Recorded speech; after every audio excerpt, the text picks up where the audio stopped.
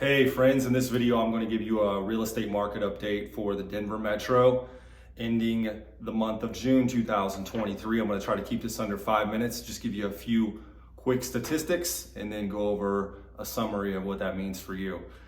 The average sales price in June of this year was $723,243.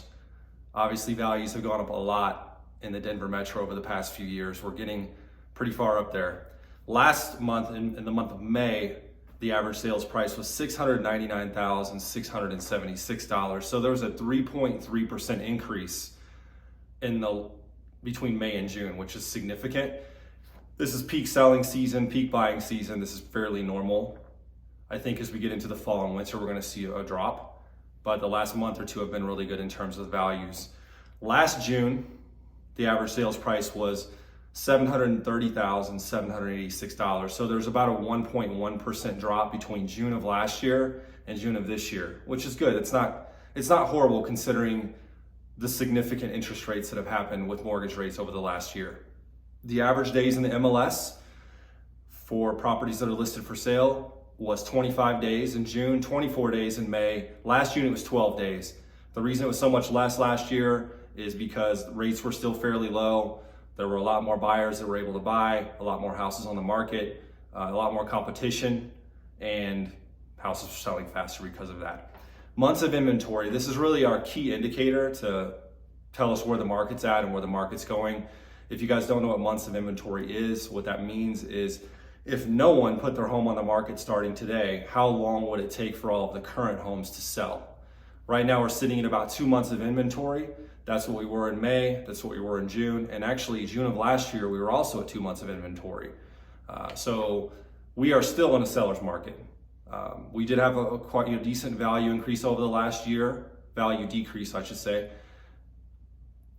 but that's just mainly because of interest rates. We are still in a seller's market, and the reason for that is there are still plenty of buyers out there, but not a lot of people selling, so the inventory is staying low, and theoretically, value should keep going up as a result of that, but I think as we get into the fall and winter, we're going to see inventory go up quite a bit because of increases in interest rates, and it's the slower season. I'll get into that here in a minute.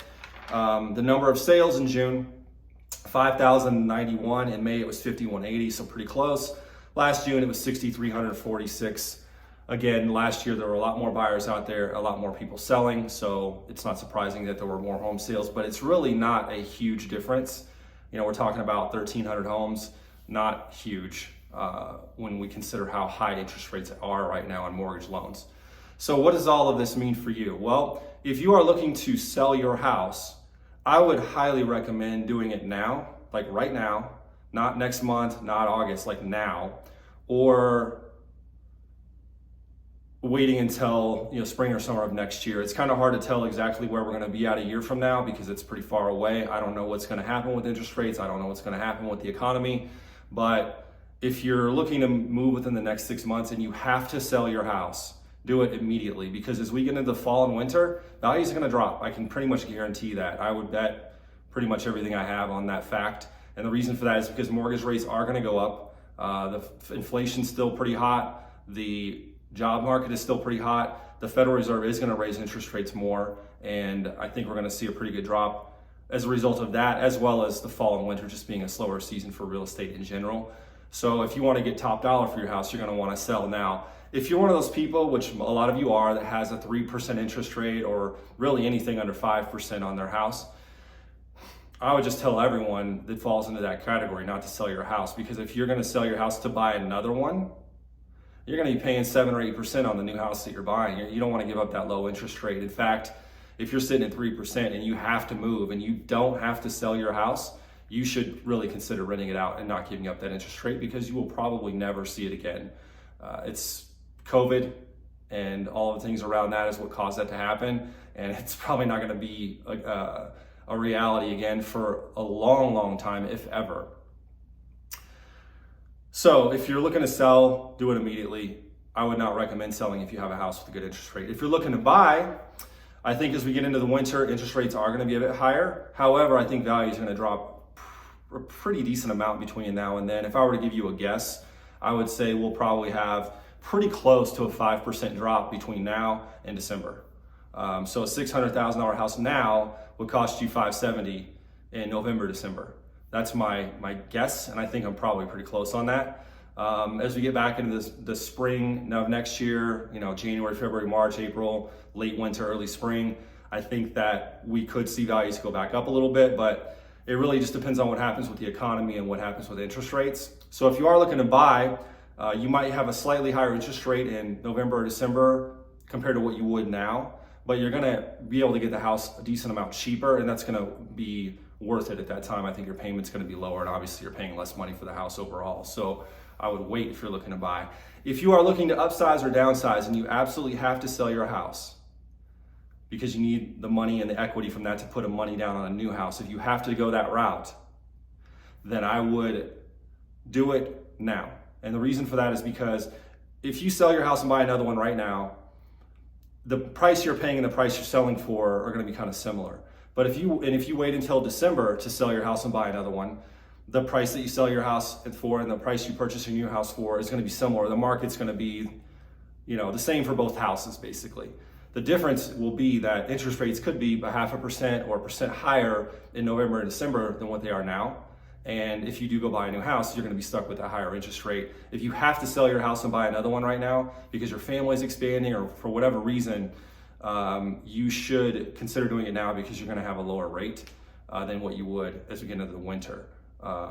And as far as the prices go, it's a wash because, again, you're going to get more money now for your house, but you're going to get less in the winter, and the same is going to be true for the house that you're buying. Before I finish this video, I want to wrap it up by saying one last thing. I was having a conversation with someone yesterday about down payment.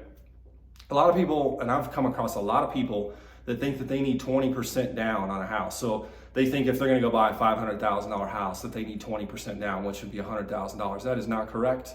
5% down is a standard conventional loan. If you're a first-time buyer, a lot of times you can get a 3% down conventional loan. FHA loans are 3.5% down. If you're a veteran, you can get a VA loan in most cases with zero money down. It's always better, in my opinion, to put less money down. Yes, you will have to pay mortgage insurance, but you have all of this extra liquidity that you can invest in something else. So if you put 5% down versus 20% down, you have that 15% worth of money, assuming you have that cash on hand, to go put into some other kind of investment, or to have as a cushion if something should happen to you, you lose your job, you get sick or something like that, you have a bit of a buffer there. And of course, there's also the reality that it might take some people a long time to save 20% down. I mean, 100 grand is a pretty good chunk of change to save up when you really only need 25. Always, in my opinion, unless interest rates get really, really high, like over 10%, in my opinion, always put 5% down. It's a better financial move.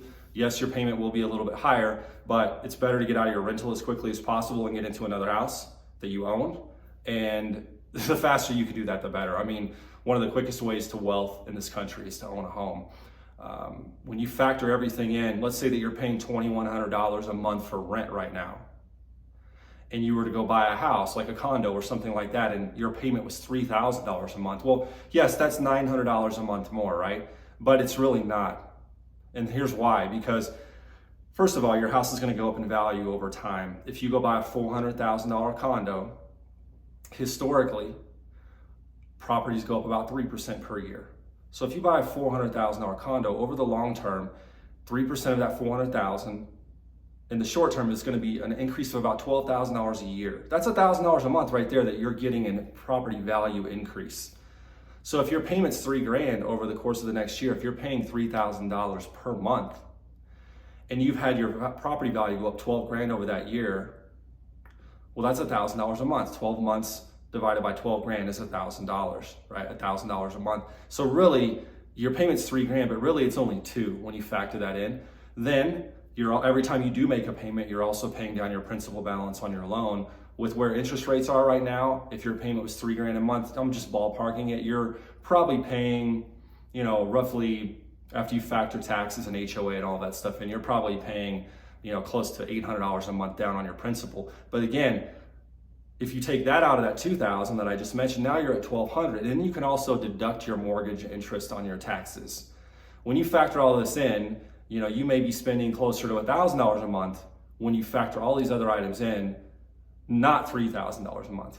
And in addition to that, you have your own place, you have your own freedom, and over time you're going to build equity and build wealth as a result of that. So anyway, hope you guys find this information useful. If there is anything that I can do for you, let me know. I'm always here to help. Leave a comment, give me a call. My number is 720-235-7388. Let me know if there's anything I could do for you or your loved ones. Have a great day.